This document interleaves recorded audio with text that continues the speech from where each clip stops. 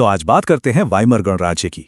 और एक बड़ा सवाल यह है कि क्या ये लोकतंत्र शुरू से ही, मतलब अपने जन्म से ही, बर्बाद होने के लिए बना था? आइए एक बहुत ही गहरे सवाल से इस कहानी की शुरुआत करते हैं।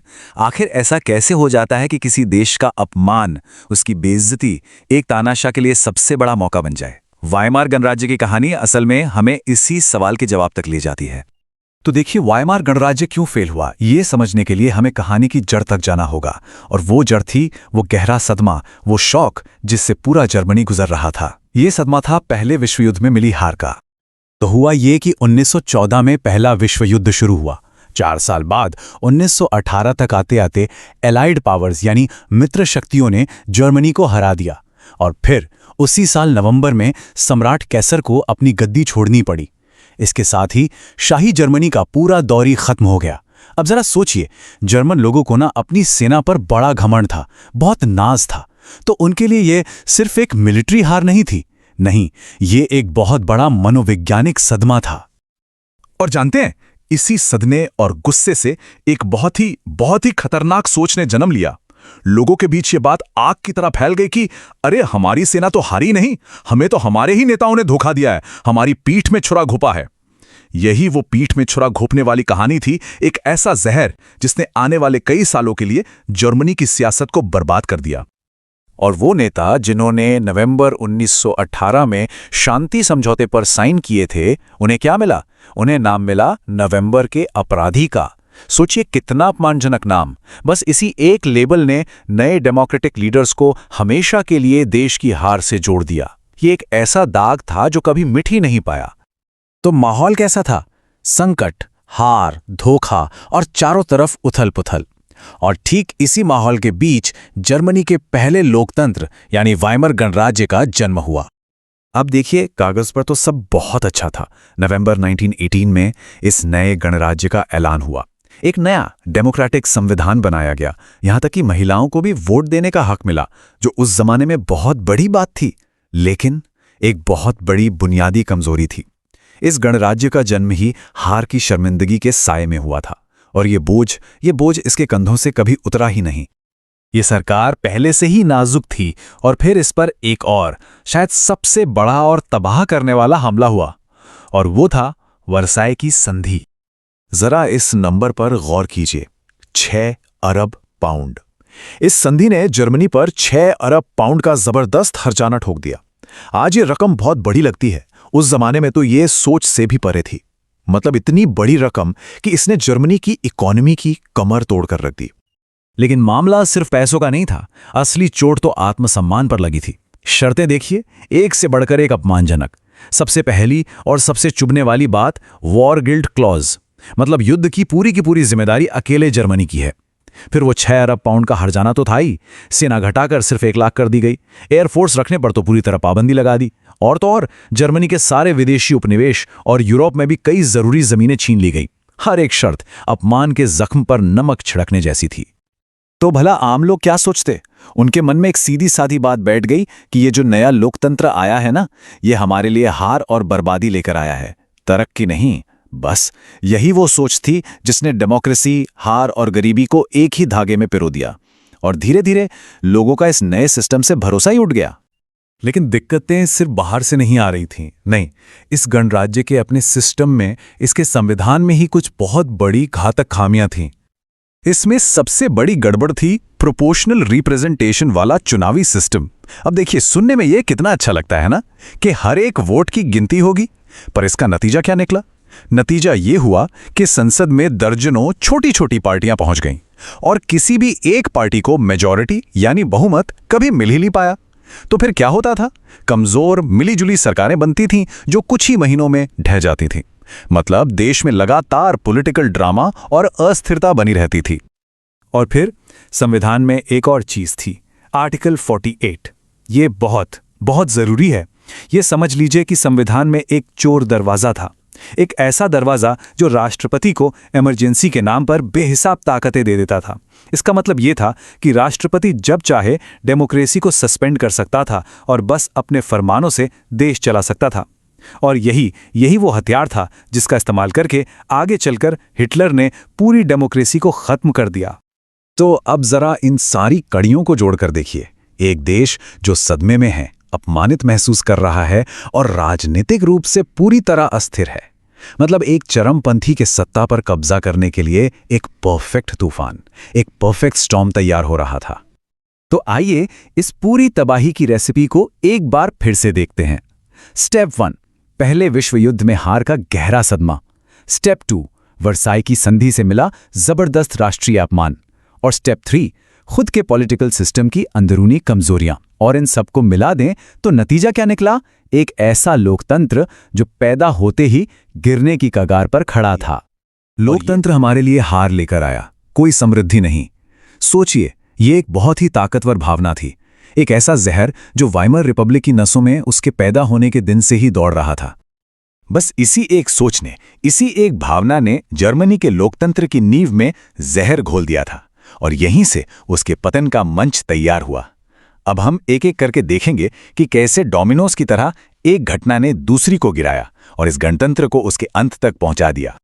तो सवाल यह है कि यह गणतंत्र पैदा कैसे हुआ? किसी शांति और जश्न के माहौल में? नहीं, बिल्कुल नहीं। यह पैदा हुआ था पहले विश्व युद्ध की हार के बाद मची उथल-पुथल, देशव्यापी अराजकता और सड़कों पर हो रही हिंसा के बीच। देखिए, यह एक ऐसा लोकतंत्र था जो युद्ध की राख से पैदा हुआ था और पैदा होते ही इसे स्पार्टसिस्ट विद्रोह जैसे कम्युनिस्ट क्रांति के खतरों का सामना करना पड़ा। और विडंबना देखिए, इस नए नवेले लोकतंत्र को खुद को बचाने के लिए फ्री कॉप्स यानी पूर्व सैनिकों के हिंसक गुटों का सहारा लेना पड़ा। बस इसी एक कदम ने समाज को शुरुआत से ही बुरी तरह बांट दिया था। और यहीं पर गिरता है हमारा पहला डोमिनो, वर्साई की संधि। ये उस युवा गणतंत्र की स्थिरता और उसकी वैधता पर किया गया पहला और शायद सबसे गहरा हमला था। वैसे तो वर्साई की संधि ने 1919 में पहले विश्व युद्ध को आधिकारिक तौर पर खत्म कर दिया था, पर इसे शांति समझौता कहना भी ठीक नहीं होगा। इसकी शर्तें एक तरफा थीं, जो हारे हुए जर्मनी पर जबरदस्ती थोपी गई थी। उन पर कोई बातचीत नहीं हुई थी, कोई मोल भाव नहीं हुआ था। और ये शर्तें बेहद अपमानजनक थीं। जर्मनी को युद्ध शुरू करने का अकेला दोषी ठहराया गया। उस पर 6.6 अरब पाउंड का भारी भरकम हर्जाना लाद दिया गया। उसकी सेना को घटाकर सिर्फ 1 लाख सैनिक तक सीमित कर दिया गया और उससे उसके सारे उपनिवेश और बहुत सारी जमीनें भी छीन ली गईं। यह सिर्फ एक आर्थिक झटका नहीं था, यह एक मनोवैज्ञानिक अपमान था, एक राष्ट्रीय शर्म थी। अब हर्जाने का ये जो असंभव सा बोझ था, वो सीधे हमें अगले संकट की ओर ले गया, हाइपर इन्फ्लेशन। एक ऐसी आर्थिक तबाही जिसने जर्मनी की करेंसी मार्क को कागज के टुकड़ों से भी बदतर बना दिया। तो ये सब हुआ कैसे? देखिए, जर्मनी हर्जाना चुका नहीं पाया। जवाब में फ्रांस ने उसके सबसे जरूरी औद्योगिक इलाके रूर पर कब्जा कर लिया। इसके विरोध में जर्मन मजदूरों ने हड़ताल कर दी और सरकार ने उन हड़ताली मजदूरों को सैलरी देने के लिए अंधाधुंध नोट छापने शुरू कर दिए। और नतीजा 1923 के अंत तक एक ब्रेड की कीमत 200 अरब मार्क तक पहुंच गई थी। जरा इस नंबर को दिमाग में बिठाइए, एक ब्रेड के लिए 200 अरब।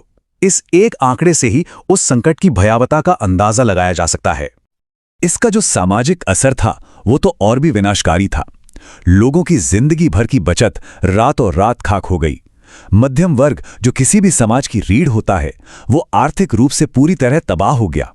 सरकार पर से लोगों का भरोसा भाप बनकर उड़ गया। अब लोग हताश थे और किसी भी कीमत पर बस स्थिरता चाहते थे। इसके बाद एक छोटा सा दौर आया जब लगा कि शायद सब ठीक हो रहा है। इसे एक उधार की स्थिरता का दौर कह सकते हैं, लेकिन यह सिर्फ एक झूठी उम्मीद थी, एक धोखा। 1924 में अमेरिका की डावेस योजना के तहत जर्मनी को कर्ज मिलना शुरू हुआ, जिससे अर्थव्यवस्था थोड़ी संभलने लगी। 1928 आते आते जर्मनी के ये सुनहरे साल अपने चरम पर थे। सब कुछ अच्छा लग रहा था, लेकिन फिर 1929 में अमेरिका में वॉल स्ट्रीट क्रैश हो गया और ये अच्छी किस्मत अचानक खत्म हो गई। सच तो ये था कि जर्मनी की ये पूरी की पूरी आर्थिक रिकवरी अमेरिकी कर्जों की नींव पर टिकी थी। ये ताश के पत्तों का एक घर था, तो बस गिरने का इंतजार कर रहा था। और फिर आया वो आखिरी और सबसे घातक झटका। वॉल स्ट्रीट क्रैश ने महामंदी की एक ऐसी लहर पैदा की जिसने वाइमर रिपब्लिक को हमेशा के लिए डुबो दिया। हुआ ये कि जैसे ही अमेरिका की अर्थव्यवस्था डूबी, अमेरिकी बैंकों ने जर्मनी से अपने सारे कर्ज तुरंत वापस मांग ली और बस जर्मन अर्थव्यवस्था भी धड़ाम से गिर गई। और नतीजा तबाही। 1928 में जहां करीब 13 लाख लोग बेरोजगार थे, वहीं 1932 तक ये आंकड़ा बढ़कर 60 लाख हो गया। इसका मतलब हर तीसरा काम करने वाला इंसान बेरोजगार था। देश में हर तरफ भूखमरी और निराशा का माहौल था। एक दशक से भी कम समय में यह दूसरा बड़ा आर्थिक संकट था। अब ज्यादातर जर्मन लोगों का लोकतांत्रिक व्यवस्था से जो थोड़ा बहुत विश्वास बचा भी था, वो भी पूरी तरह खत्म हो गया। उनके लिए ये बात साफ हो चुकी थी, ये लोकतंत्र हमारे लिए नाकाम रहा है। इस आर्थिक तबाही का एक सीधा राजनीतिक नतीजा निकला। जब सालों की पीड़ा और हताशा हद से बढ़ जाए, तो लोग उग्रवादी यानी एक्सट्रीमिस्ट दलों की तरफ देखने लगते हैं। ये एक बहुत ही हताश करने वाला चुनाव था। एक तरफ लोकतांत्रिक पार्टियां थीं जो समझौते, धीमी रिकवरी और मुश्किल समाधानों की बात कर रही थीं। वहीं दूसरी तरफ उग्रवादी दल थे जो निर्णायक कार्रवाई, राष्ट्रीय गौरव की वापसी और एकदम आसान जवाबों का वादा कर रहे थे। और हां, अपनी सारी समस्याओं के लिए बलि का बकरा भी दे रहे थे। जैसे जैसे लोकतंत्र में भरोसा खत्म होता गया, वोटर वामपंथी कम्युनिस्टों और दक्षिणपंथी नाजियों जैसे उग्रवादी दलों की तरफ मुड़ने लगे। दोनों की लोकप्रियता बहुत तेजी से बढ़ने लगी और जो बीच का रास्ता था वो सिकुड़ता चला गया। और ये सब शुरू होता है एक बहुत ही चौंकाने वाले सवाल से। कोई बाहर से हमला नहीं हुआ, कोई मिलिट्री ने तख्तापलट नहीं किया, बल्कि ये एक ऐसी प्रक्रिया थी जिसमें एक देश ने, एक लोकतंत्र ने खुद ही कानूनी तौर पर अपनी मौत के कागजात पर साइन कर दिए। सवाल यह है कि आखिर ये हुआ कैसे? इसका जवाब छिपा है उन कुछ कदमों में जो इतनी तेजी से उठाए गए कि दुनिया बस देखती रह गई, और देखते ही देखते इतिहास हमेशा के लिए बदल गया। बात है मार्च 1933 की। एक कानून पास होता है, नाम था इनेबलिंग एक्ट। बस इसी एक कानून ने एडोल्फ हिटलर को इतनी ताकत दे दी जितनी किसी के पास नहीं थी, और इसी के साथ वाइमार रिपब्लिक यानी जर्मनी का लोकतंत्र खत्म हो गया। और सबसे हैरान करने वाली बात जानते हैं क्या है? ये सब कुछ कानून के दायरे में हुआ।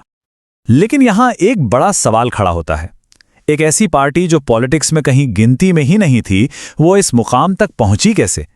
कैसे उसे इतनी ताकत मिल गई कि वो पूरे देश पर कब्जा कर ले? चलिए जरा इस कहानी की गहराई में चलते हैं। देखिए, ये सब कुछ रातों रात तो नहीं हुआ। कहानी शुरू होती है 1919 से, जब हिटलर एक छोटी सी पार्टी में शामिल हुआ। फिर 1923 में सत्ता पर कब्जा करने की एक नाकाम कोशिश भी हुई। मतलब नाजी पार्टी असल में स्ट्रगल कर रही थी। 1928 तक तो हालत ये थी कि उन्हें कोई सीरियसली लेता ही नहीं था। जरा सोचिए इस बारे में। 1928 के चुनाव में उन्हें मिले सिर्फ 2.6% वोट। मतलब एक ऐसी पार्टी जो पॉलिटिक्स के नक्शे पर थी ही नहीं। और फिर सिर्फ 4 साल बाद यही आंकड़ा उछल कर पहुंच गया सीधे 37% पर। यह एक पॉलिटिकल भूचाल से कम नहीं था। तो सवाल है, इन 4 सालों में आखिर बदला क्या? पूरी दुनिया एक भयानक आर्थिक मंदी की चपेट में थी। लोग बेरोजगार थे, निराश थे, और उन्हें बस एक बदलाव चाहिए था। ये जो उछाल है, ये देखने में अविश्वसनीय लगता है ना? सिर्फ 4 साल और एक छोटी सी पार्टी देश की सबसे बड़ी पॉलिटिकल ताकत बन गई। ऐसा इतिहास में पहले कभी नहीं हुआ था। ये दिखाता है कि कैसे आर्थिक तंगी और निराशा लोगों को कट्टरपंथी सोच की तरफ धकेल सकती है। असल में हिटलर ने जनता की नब्ज पकड़ ली थी। वो बहुत जोशीले, पावरफुल भाषण देता था। भाषा एकदम सीधी साधी रखता था और लोगों की सारी मुसीबतों के लिए उन्हें एक साफ साफ दुश्मन भी बता देता था। उसने वादा किया कि नौकरियां मिलेंगी, देश का खोया हुआ सम्मान वापस आएगा और वर्साय की उस बेइज्जती भरी संधि को फाड़ के फेंक देंगे। मतलब उसने लोगों को वही दिया जिसके लिए वो तरस रहे थे, एक उम्मीद, एक मकसद, भले ही इसकी बुनियाद नफरत पर रखी गई हो। तो अब आते हैं कहानी के सबसे तेज हिस्से पर। कैसे सिर्फ 5 हफ्तों के अंदर हिटलर ने पूरी की पूरी सत्ता पर कब्जा कर लिया।